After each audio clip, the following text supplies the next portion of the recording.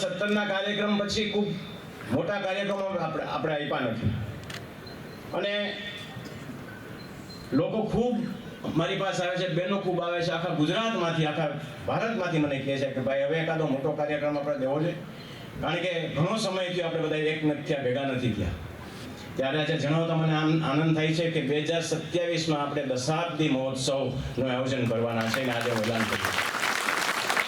આ દશાબ્દી મહોત્સવ એક દિવસનો નહીં હોય પણ લગભગ 3 થી 5 દિવસની વચ્ચે આ મહોત્સવ આપણે રાખશું. એમાં 1008 યજ્ઞ કુંડી તો હશે જ અને સાથે સાથે અન્ય કાર્યક્રમો આપણે આપવાનો નિર્ણય લેવાના છે.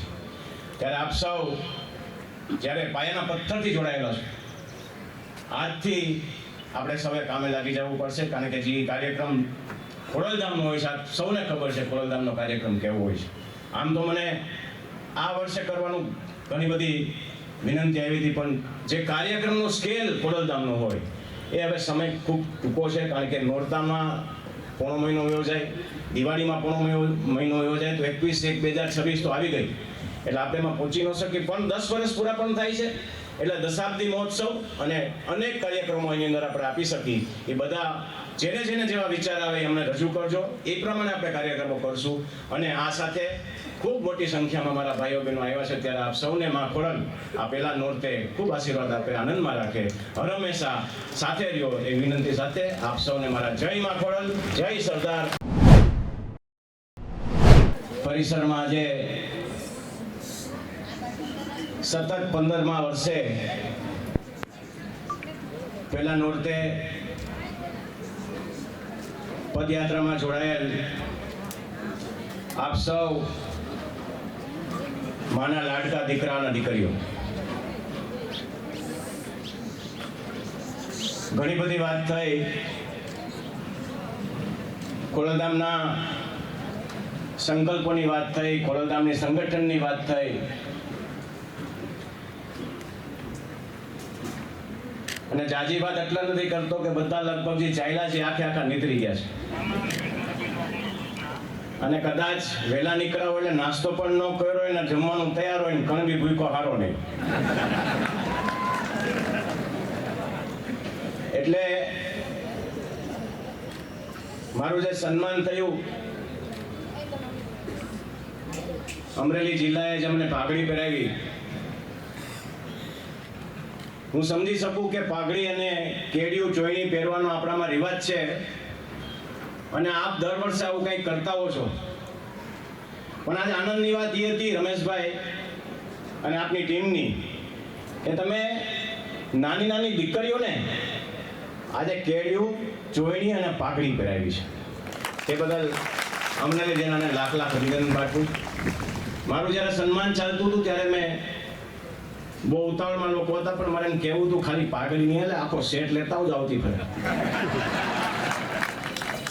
એટલે તમારા જેવા લાગી એમ નગર પાછો જુદો તરી આવું. પણ જે સંગઠનનો ભાવ અને સંગઠન સાથેથી એકતા આપણે બતાવી છે, એમાં હું ચોક્કસપણે એવું માનીશ કે બહેનોનો ફાળો ખૂબ મોટો છે. કારણ કે જ્યારે આપણે કોઈ પણ કાર્ય થતું હોય, એ સમાજનું હોય કે મંદિરનું હોય, ખડે પગે આ બહેનો ઊભી હોય છે. ત્યારે આજે પહેલા નોરતે માતાજીના ચરણોમાં પ્રાર્થના કરું કે તમારા આશીર્વાદ અને તમારા દુઃખના હર હંમેશ અમારી માથે રહે. આજે ઘણા બધા રાજકીય આગેવાનો પણ બેઠા છે, નામ એટલે નથી લેતો કે સિનિયોરિટી અને જુનિયોરિટીમાં ખૂબ હોય, એટલે આપ સૌ મારા વડીલ ભાઈઓ અને યુવાન મિત્રો, મારે ફક્ત આ મંચ ઉપરથી એટલું કહેવું છે કે આપણે આ મંચ ઉપર, ખોડલધામના મંચ ઉપર ક્યારે પણ રાજકારણ કરવું નથી. ચૂંટણીઓ આવશે, ચૂંટણીઓ જશે, પણ આપણે વ્યવહાર ભાઈચારો હંમેશા બનાવી રાખવાનો છે. અને બહેનોને પણ હંમેશા જે ભાઈચારો આપણો છે, ચૂંટણી પતી જાય, જે જીતી ગયો ને વંદન કરી અભિનંદન કરીને પાછા હતા એવા ને એવા. અને લોકો કરે છે. આપણામાં થોડીક ક્યાંક ઉણપ છે.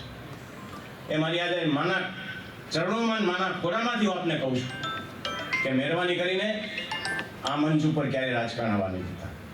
આજે બહુ પવિત્ર દિવસ છે એટલે આપની સમક્ષ મૂકું છું. કેટલી સાચી વાત આપને લાગે મને ખબર નથી, પણ એક સામાજિક આવડું મોટું સંગઠન જ્યારે થયું હોય, આવડું મોટું પરિસર બન્યું હોય, અને આપ સૌએ જે પરિસરના સંગઠનના વખાણ કર્યા એ પ્રમાણે વિશ્વમાં રહેતા લેવા પટેલ સમાજે જેને નોંધ લીધી છે કે અમેરિકામાં રહેતો આપણો ભાઈ કે બેન એમ કહે છે કે અમારું ખોરલધામ ત્યાં છે.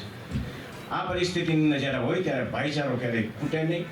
મતભેદો થશે હંમેશા, મનભેદ ક્યારેય ન કરતા, એટલી મારી આપણે નમ્ર અપીલ છે.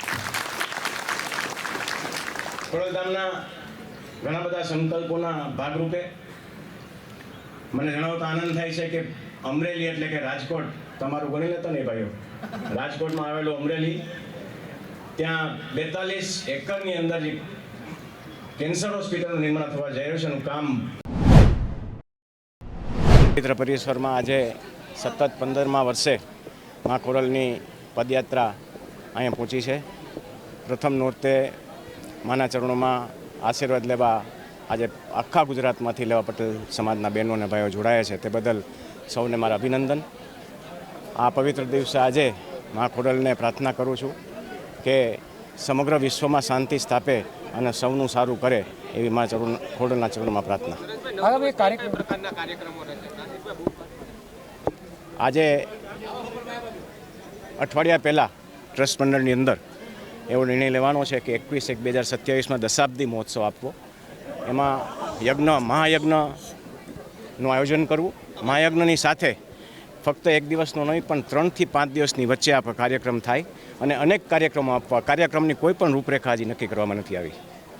તમારા પુત્ર શિવરાજસિંહભાઈ એવું કીધું હતું કે ભાઈ સમાજના કાર્યક્રમની અંદર રાજકીય નેતાઓ પોતાનો જસ કાઢવા માટે આવતા હોય છે, તો આજે પણ ઘણા રાજકીય નેતા હતા. આ નિવેદનને કઈ રીતે જુઓ? પોતપોતાના નિવેદન સૌ કરતા હોય છે.